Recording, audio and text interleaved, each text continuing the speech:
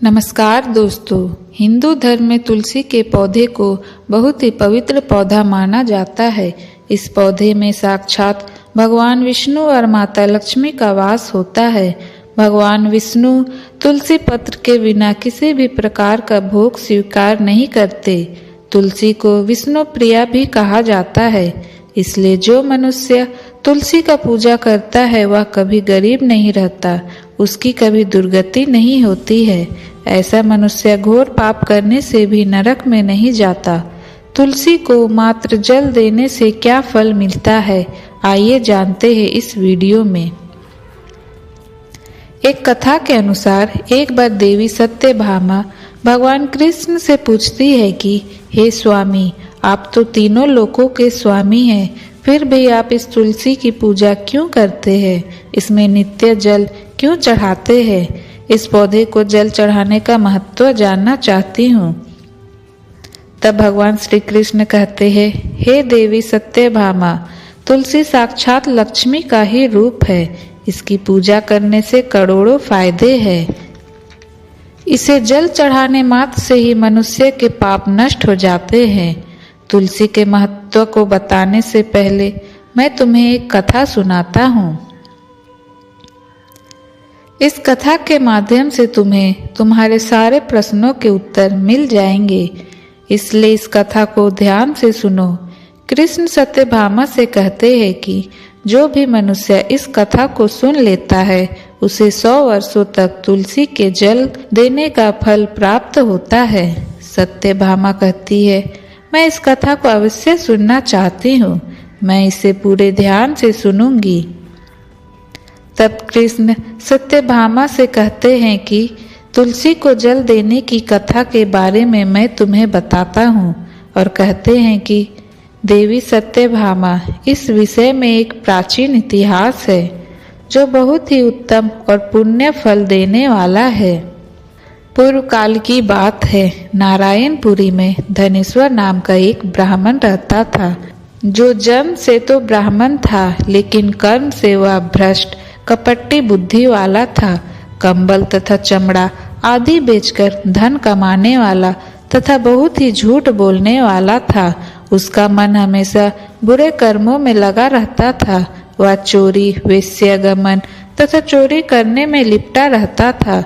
उसने पूरे जीवन में कोई भी पुण्य काम नहीं किया, शास्त्रों का अध्ययन नहीं किया, पूजा पाठ भी नहीं किया। वह सदैव अपना मन दूसरों के धन पर लगा रखता था।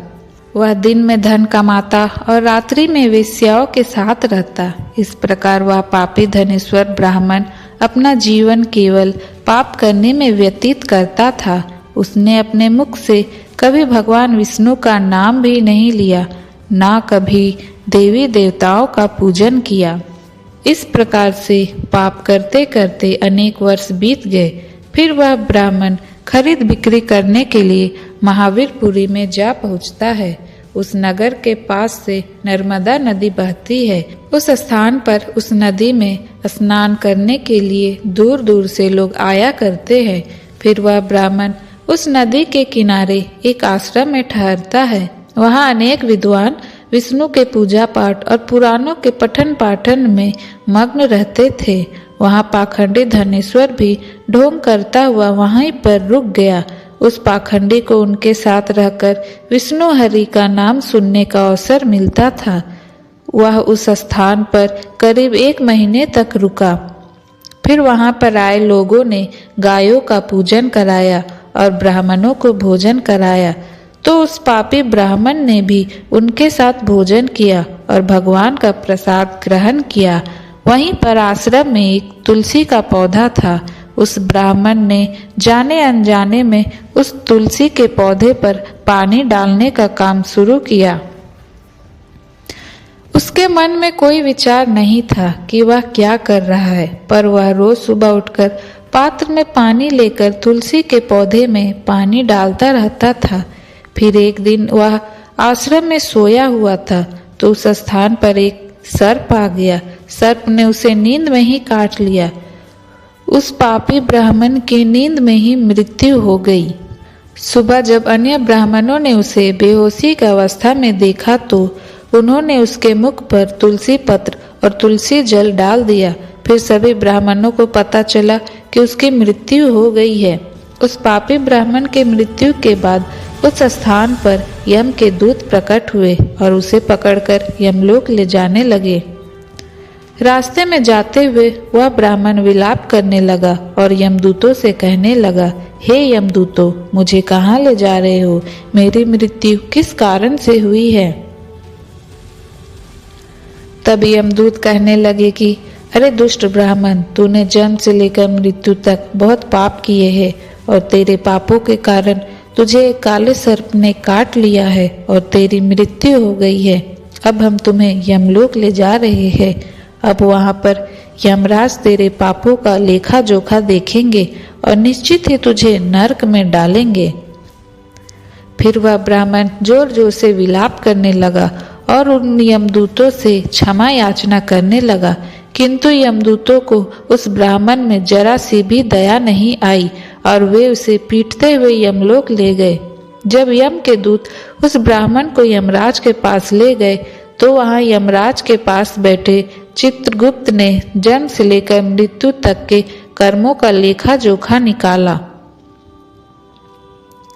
और यमराज से कहने लगे, हे महाराज, इस ब्राह्मण ने जन्म से लेकर मृत्यु तक पाप ही पाप किए हैं।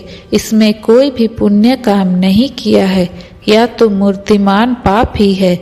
इसे कल्प भर के लिए नरक में डाल दिया जाए। फिर यमराज कहते हैं, हे दूतों, जीवन भर पाप करने वाले इस ब्राह्मण को उठाकर ले जाओ और इसे कुंभपार्क के नरक में डाल दो। यमराज के आदेश का पालन करते हुए यमदूत हंसते हुए उस पापी ब्राह्मण को लेकर चले गए और उसे मुंड घरों से पीटने लगे, जिससे ब्राह्मण का मस्तिष्क टूट गया और वे उसे कुंभपार्क नामक नरक में ले गए और उस भयानक नरक में खौलते हुए तेल के बड़े बड़े घड़े थे, जिसके नीचे भयंकर अग्नि धधक रही थी। फिर यमराज के दूत ने उस ब्राह्मण को उस खौलते हुए तेल के घड़े में डाल दिया, लेकिन जैसे ही उस ब्राह्मण को खौलते हुए तेल में डाला गया, वह तेल एकदम से ठंडा पड़ गया। इस विचित्र घटना को देखकर यमदूत आश्चर्यचकित हो गया। ऐसा पहले कभी नहीं हुआ था।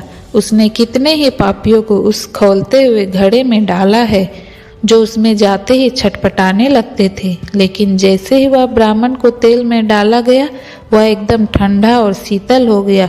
वह यमदूत दौड़ते हुए यमराज के पास पहुंचा। फिर यमराज ने कहा, हे दूत, इतना तेज दौड़ते हुए क्यों आ रहे हो? फिर वह दूत कहता है, आपने जिस ब्राह्मण को कुंभी पार्क में डालने को कहा था, जैसे ही उस ब्राह्मण को उस नरक में डाला तो उस नरक की आग बुझ गई और वह खौलता तेल भी ठंडा हो गया। फिर यमराज कहते हैं, यह तो बहुत ही विचित्र घटना है, ऐसा तो पहले कभी नहीं हुआ। यमराज विचार ही कर रहे होते हैं, तभी वहां देवर्षि नारद आते हैं। देवर्षि नारद को देखकर यमराज बहुत प्रसन्न होते हैं और कहते हैं, नारद, अब उचित समय में आए हैं। हमने आज एक अत्यंत ही पापी ब्राह्मण को कुंभी पार्क में गिराया है, लेकिन उसके गिरते ही नरक की आग बुझ गई है और तेल भी शीतल हो गया है। तब देवर्षि नारद कहते हैं, हे धर्मराज, आपने जिस ब्राह्मण को कुंभी नरक में डाला है, वह नरक में डालने योग्य नहीं है, क्योंकि इस ब्राह्मण द्वारा अनजाने में ही ऐसा कर्म हो गया है जो नरक का नाश करने वाला है। जो मनुष्य पुण्य करने वालों के साथ रहता है, उसे उनके पुण्य का भाग अवश्य मिलता है, और यह ब्राह्मण तो 1 महीने तक भगवान विष्णु के भक्तों के साथ रहा है। इस ब्राह्मण ने आश्रम में रहते हुए नित्य तुलसी को जल अर्पण किया है, इसलिए यह बहुत ही बड़ा पुण्यवान बन गया है। इसके समस्त पाप नष्ट हो गए हैं। यह ब्राह्मण अब विश्वलोक जाने का अधिकारी बन गया है। इस ब्राह्मण ने अनजाने में इतना पुण्य कमाया है कि जो मनुष्य को जन्म जन्मांतर तक प्राप्त नहीं होता। इसलिए आप इस ब्राह्मण को नरक में ना पकाओ। इस ब्राह्मण को इसके पापों के लिए इतना दंड दो कि इसे केवल नरक लोक का दर्शन कराओ। देवर्षि की बात सुनकर यमराज अत्यंत प्रसन्न होते हैं और उस ब्राह्मण को कुंभी पार्क से निकाल कर लाते हैं और दूतों से कहते हैं, हे दूत, इस ब्राह्मण महात्मा को ले जाओ और सारे नरक का दर्शन कराओ। फिर यमदूत उस ब्राह्मण को लेकर जाते हैं और सारे नरक का दर्शन कराते हैं। भगवान श्री कृष्ण कहते हैं, हे देवी सत्यभामा, इस प्रकार यम के दूत उस ब्राह्मण को संपूर्ण नरक का दर्शन कराते हैं। यक्षलोक में तो ले जाते हैं, फिर वह ब्राह्मण एक यक्ष बन जाता है। श्री कृष्ण कहते हैं कि वनस्पतियों में मुझे तुलसी बहुत ही प्रिय है और मास में कार्तिक मास, तिथि में एकादशी और क्षेत्र में मुझे द्वारका प्रिय है। जो मनुष्य नित्य तुलसी में जल देता है, उसकी पूजा करता है, वह मनुष्य मुझे बहुत ही प्रिय होता है। उसकी कभी दुर्गति नहीं होती, वह कभी नरक में नहीं गिरता। जिन घरों में तुलसी का पौधा सदा हरा भरा रहता है, उन घरों में सदैव सुख शांति और समृद्धि बनी रहती है। भगवान विष्णु की पूजा में और उन्हें चढ़ाए जाने वाले भोग में तुलसी पत्र अवश्य होना चाहिए, क्योंकि तुलसी पत्र के बिना भगवान विष्णु किसी भी प्रकार का भोग स्वीकार नहीं करते।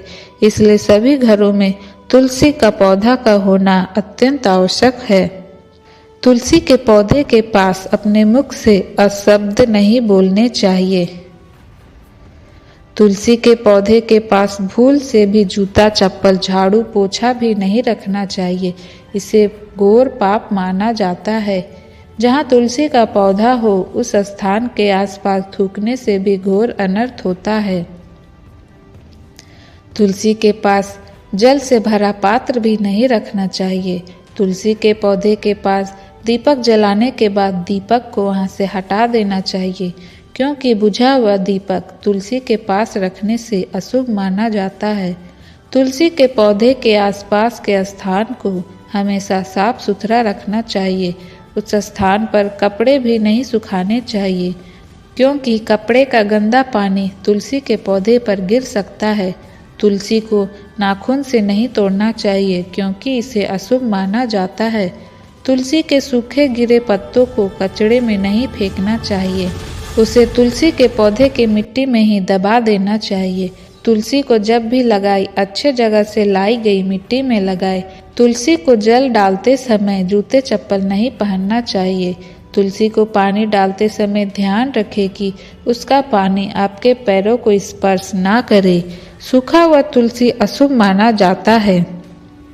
कहा जाता है कि उसमें माता लक्ष्मी का वास नहीं होता। श्री कृष्ण कहते हैं, नित्य तुलसी के दर्शन से मनुष्य को स्वर्ग की प्राप्ति होती है और तुलसी पत्र का सेवन से उसके सारे पाप नष्ट हो जाते हैं। शास्त्रों में केले के पौधे को भी विशेष महत्व बताया गया है। अगर तुलसी के पौधे के पास ही केले के पौधे भी लगा दिए जाए तो कई गुना अधिक लाभ होता है। केले में विष्णु का वास होता है और इस प्रकार लगाने से घर में सुख शांति समृद्धि बनी रहती है। वीडियो पूरा देखने के लिए आप सभी का धन्यवाद। वीडियो अगर पसंद आई हो तो वीडियो को लाइक और चैनल को सब्सक्राइब करना ना भूलें, ताकि आगे भी आपको ऐसी वीडियो मिलती रहे। तो मिलते हैं अगले वीडियो में। तब तक के लिए खुश रहिए, स्वस्थ रहिए। धन्यवाद।